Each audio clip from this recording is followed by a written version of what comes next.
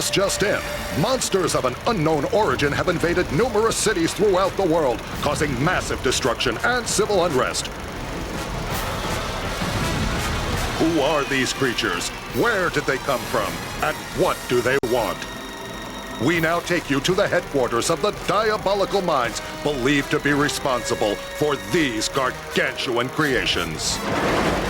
War of the Monsters is a platform fighter set in the style of vintage sci-fi monster movies with big creatures battling in cities, grabbing cars and throwing them at each other, grappling and punching, smashing the city. As you progress through it, you kind of see a simple story evolve, just like you would in any typical B movie.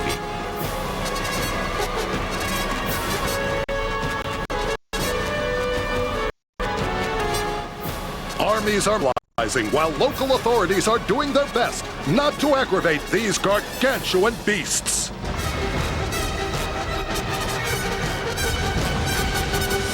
In War of the Monsters, everything is interactive. Every building you see, you can crush it and destroy it. Debris scatters on the ground. If cop cars drive by, you can pick them up and throw them. Climb to the top of a skyscraper and there's a radio tower there, peel it off, throw it at your enemy and impale him. So it's not just the stuff's interactive, but they also actually function differently. So when I grab like a power transformer off of a building, I actually can fire electrical blasts out of it. You can do things like sneak up on people and kind of shove them into the power lines and watch them get shocked. When the military attacks you, if you take the risk to run up at them, you can pick those guys up and you can launch missiles at your opponents. There are some levels where just swarms of military choppers right out of the movies will come right at you, and you can smash and destroy some of them, or you can grab one, look at your opponent, and then throw it right back at him. Just like the monsters of the Atomic Age, these titanic nightmares seem to be bent on the destruction of anything in their path. Buildings are being knocked over like blocks. Cars hurled like toys. The cityscape has become a giant playground for these battling behemoths. The environments not only provide debris and things to throw, but they also have a number of built-in weapons to them or built-in events that occur. We have this kind of neon futuristic city setup where you can actually trigger tidal waves that will come out and kind of wash your enemies partially away. We have another one that's set in this tropical resort kind of setting with a volcano in the background and supposedly dormant. And as you fight kind of on the shoreline, you can actually find ways to trigger the volcano, which will begin raining hot lava down at your opponents.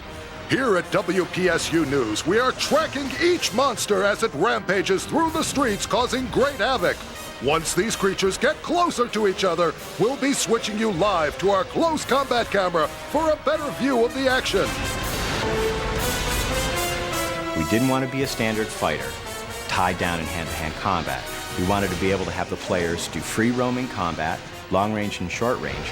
So if you're doing two-player deathmatch, for example, you have a traditional two-player split screen so that you can run around the arena.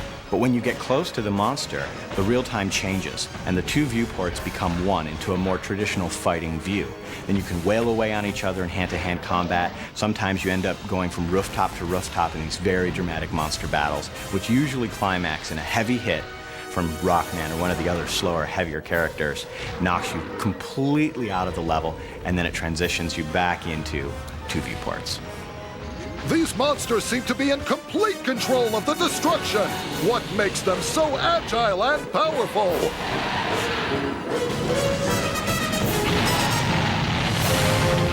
When we started off designing War of the Monsters, we wanted to make the game very pick up and play, very mass market, but we didn't want to lose the hardcore gamer. So what we did was we developed a control scheme that allowed a newbie to pick it up and just wail away on the buttons and have a really good time. Simple light attack button, heavy attack button, hybrid action button, and jump. That's it. But then as you play further and further in the game, the more advanced players will find that they can do modified combos.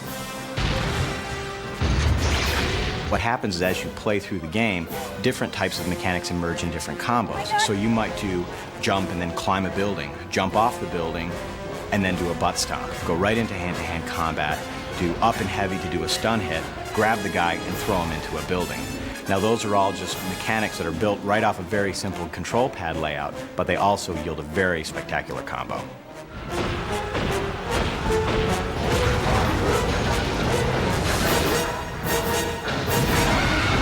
Unbelievable! The one creature actually seems to be challenging the other to a fight! He's literally taunting him! Well, folks, this can't be good! What would a fighting game be without having the ability to taunt your opponent? You're sitting on your couch, you just beat down your buddy, you have to be able to taunt him, make him feel really bad about what just happened. But in War of the Monsters, we take the taunting a little bit further. When you get fully boosted, when your monster collects enough monster energy and you taunt, you get a boost. And for a set amount of time, you do like double or triple damage depending on the character. So taunting not only is cool just from the demeaning value to your opponents, but it also is an integral part to gameplay.